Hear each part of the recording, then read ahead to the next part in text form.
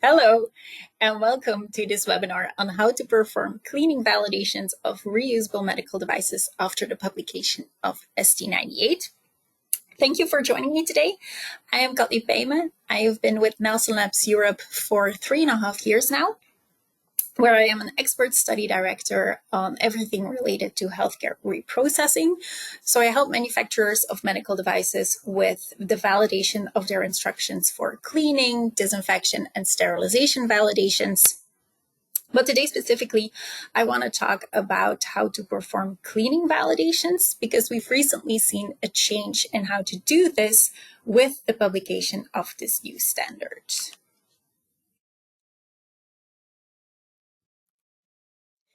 So in the past, we performed our validations mainly based on a guidance document that is called TIR30.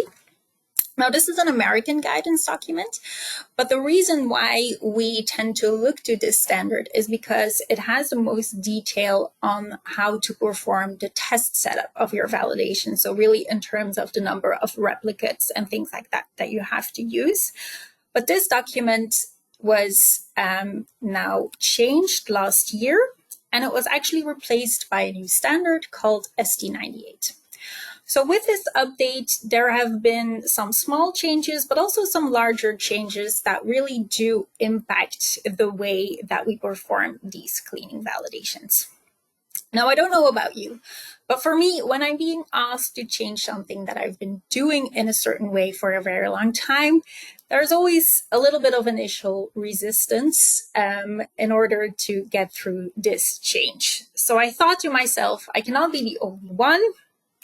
And I consulted the internet, and the internet told me that I was indeed not the only person that does this, and this is a perfect human response to change. It has, in fact, a name. It's called the change curve. So when we are exposed to changes, we experience this range of emotions going from denial to anger to sadness before we really start experimenting with this change and then integrating and accepting it. So what I want to do today is I want to go through some of the changes of ST98 and give you some tips on how to deal with those so that the time on the x-axis for you can really be shortened and you spend less time in the first half of the curve. But before I go into the changes of ST98, I always like to start at the basics. So I will start with why we perform these cleaning validations, what even are cleaning validations, and also who needs them. So let's start with the why. When you look at this picture of a surgery being performed, for example, you have all of these medical devices such as surgical tools, but also the overhead lights that you see. And of course, these are not going to be thrown away after each use. They're going to be reused on different patients. And we want to make sure, obviously, that they are safe for another use. So we want to make sure that everything from the last patient has been removed before we proceed to the next patient. So that's where healthcare processing comes in and where we are going to treat these medical devices to make sure that they are safe for a next use. So here you can see the two major steps that are involved in this processing. First thing we're going to do is we're going to start with a thorough cleaning. Now, cleaning is where we are going to remove organic matter. We're going to move tissue, blood, those kinds of things. Whereas in a second step, which can be disinfection and or sterilization, we are focused on removing microorganisms. So here we really want to kill off microorganisms. Now, in the past, there has sometimes been a little bit more of a focus on disinfection and sterilization because, of course, microorganisms are what are going to cause your healthcare acquired infections.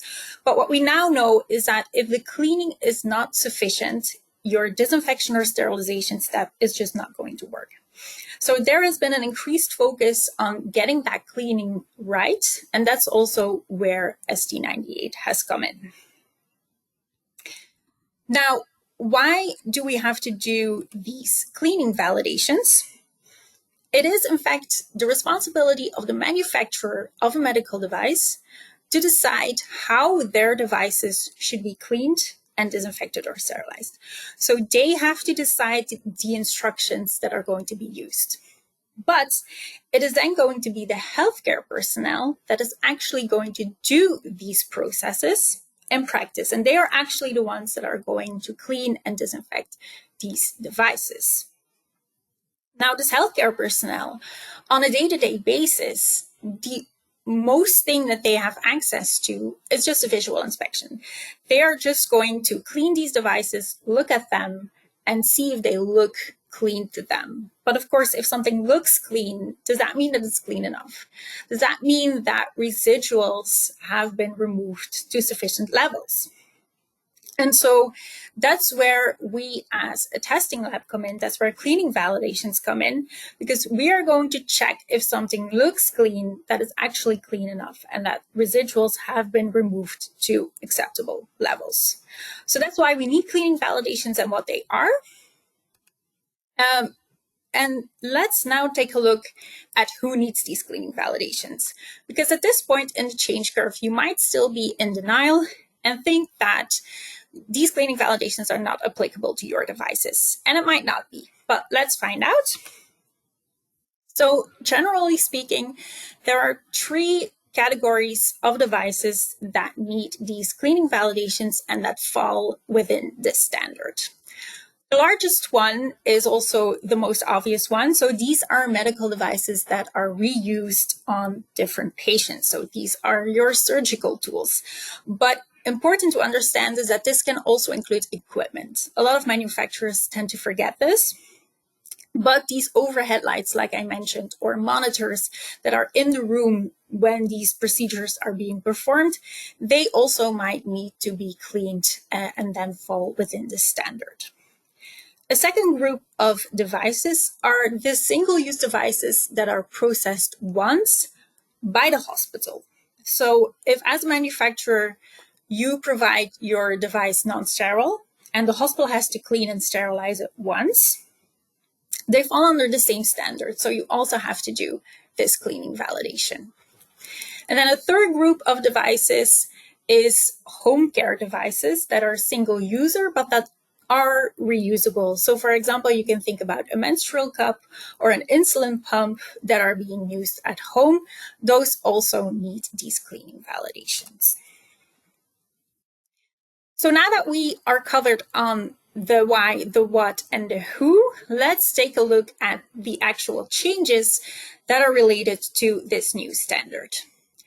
I want to start by going over what TIR30 actually mentioned. So where do we came from? Just a little overview. So TIR30 mentioned that you have to do simulated use testing to evaluate soil accumulation that might occur over time. What this means is we're going to run the devices through a full cycle of use and processing. So soil the devices, clean them, disinfect or sterilize, that depends on whatever is in your IFU, and then do a visual inspection. And then if the devices look visually clean, we are then going to move into our second step and see if they are clean enough. In order to do that, we're going to again soil them. We're going to clean them, just cleaning this time, do a visual inspection. And if they are visually clean, we are then going to extract the device. And then we are going to quantitatively assess some endpoints. So that's the basic layout of TIR30. This basic layout, as you will notice, doesn't really change with ST98, but there have been some things that are more clearly specified or where there have been some shifts in focus. So a first change with ST98 has to do with how we perform simulated use cycles. Now, TIR30 did not specify or did not differentiate between non-critical devices on one hand and then semi-critical and critical devices on the other. ST98 does. So it mentions that simulated use is actually no longer required for all devices. You don't have to do it for non-critical devices. You do still have to run simulated use cycles for critical and semi-critical devices.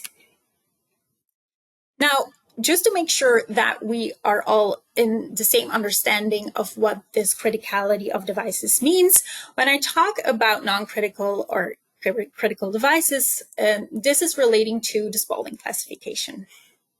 So according to Spalding classification, non-critical devices have no patient contact, or they only contact intact skin. Devices you can think about are monitors or blood pressure cuffs. Semi-critical devices, these are devices that contact intact mucosal membranes or non-intact skin. So for example, a speculum or an endoscope. But these semi-critical devices don't penetrate otherwise sterile areas of the body. That's where you have critical devices. And those are the devices such as surgical tools. So for these semi-critical and critical devices, we still need simulated use cycle testing, and there has been now more focus or an update on how many cycles you actually need. So TIR30 just mentioned you had to do it, but it wasn't clear on how much cycles you had to run.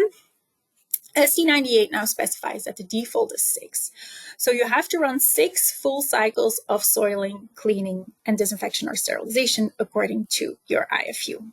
The standard still allows for fewer or more cycles depending on what is clinically relevant, but the default is 6. So a second change that has come now with ST98 has to do with the way we perform soil inoculation. So this has to do both with soil inoculation for simulated use cycle testing and cleaning. Now, TIR30 already mentioned that you have to have a clinically relevant test soil. So you have to mimic the contaminants that the device might be exposed to in clinical use.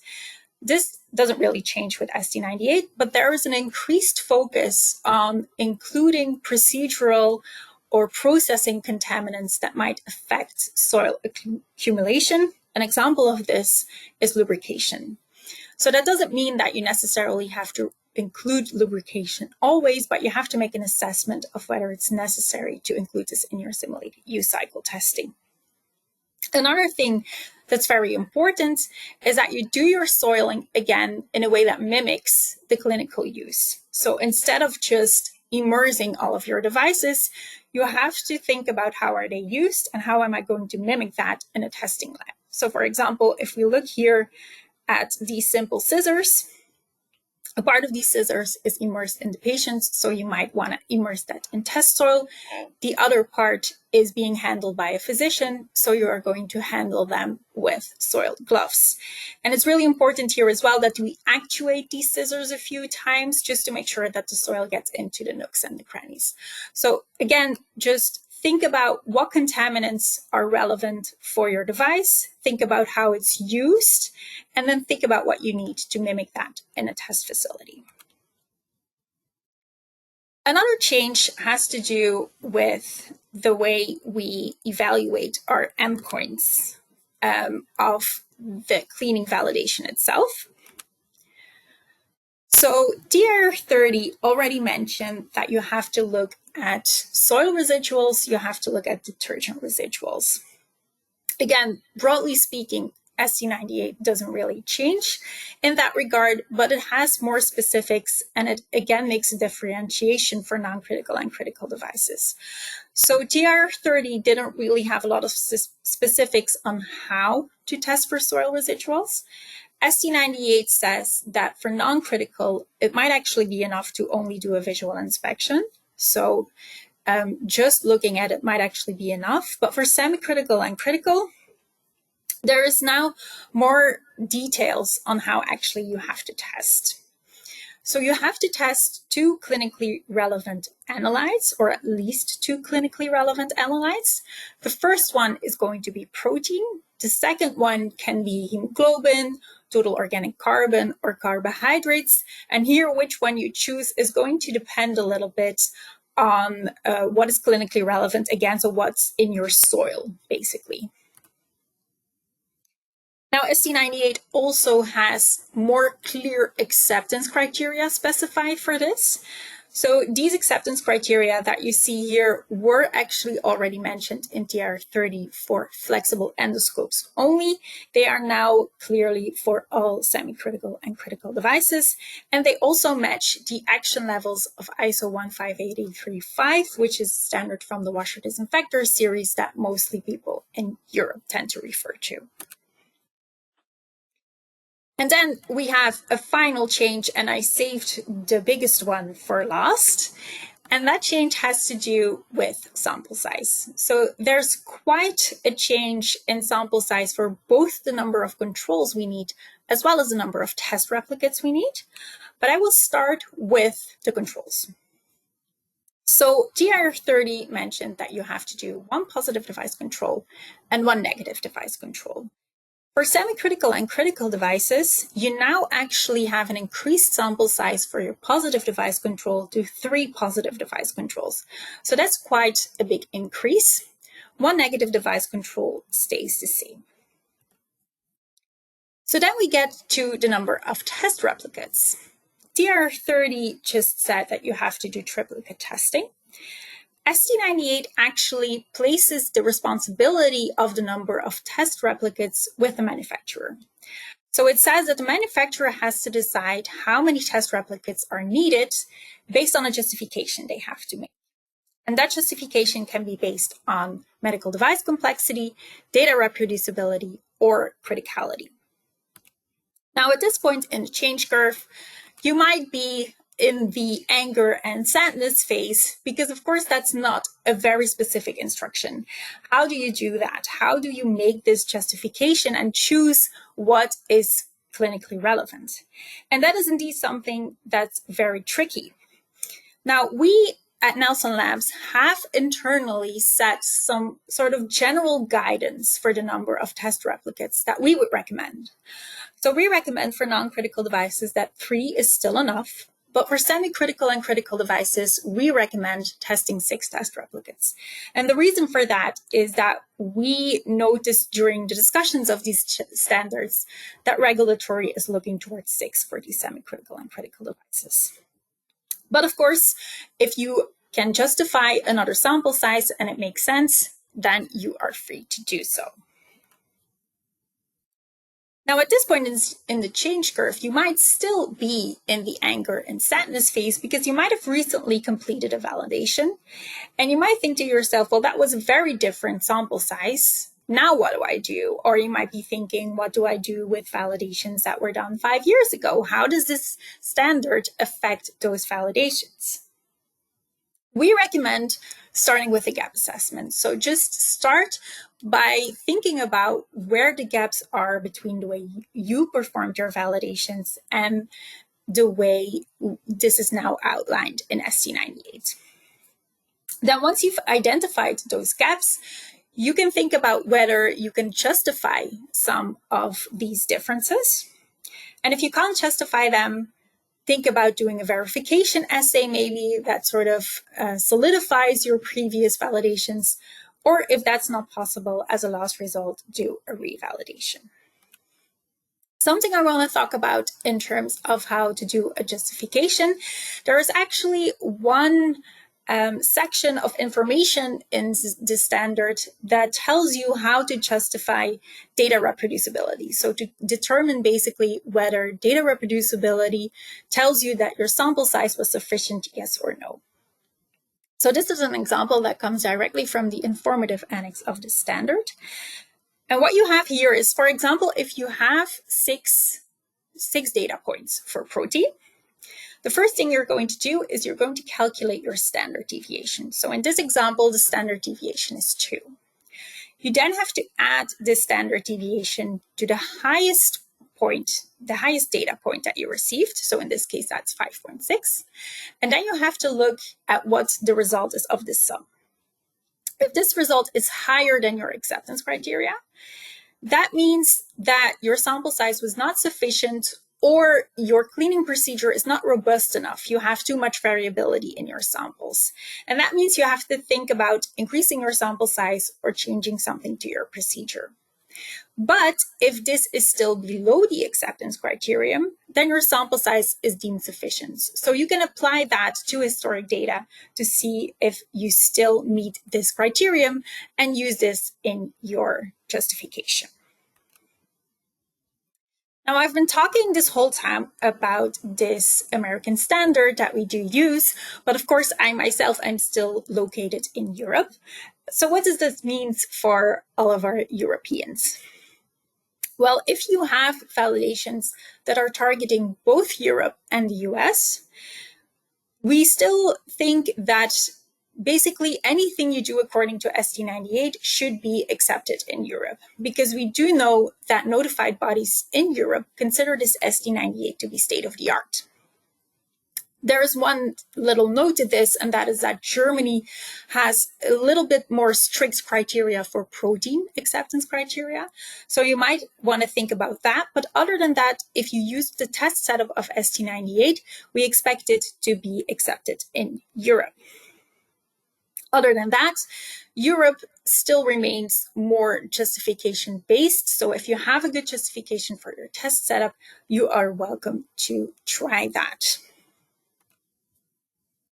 So with that, I hope that you are somewhere in the latter half of the change curve.